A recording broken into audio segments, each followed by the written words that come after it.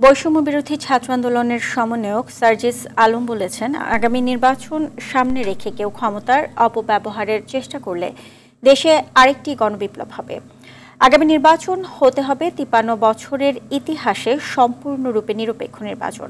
ফ্যাসিবাদী ব্যবস্থা বিলোপ এবং নতুন রাজনৈতিক বন্দোবস্ত বাস্তবায়নের লক্ষ্যে নারায়ণগঞ্জের সোনারগাঁয়ে আয়োজিত ক্যাম্পেইনে তিনি এসব কথা বলেন। চলতি ফেব্রুয়ারি মাসেই দেশে ছাত্রদের নতুন রাজনৈতিক দলের ঘোষণা হবে উল্লেখ করে সার্জিস আরও বলেন, যারা গণঅভ্যুত্থানে নেতৃত্ব দিয়েছে তারাই নতুন বাংলাদেশের নেতৃত্বের সামনের সারিতে থাকবে।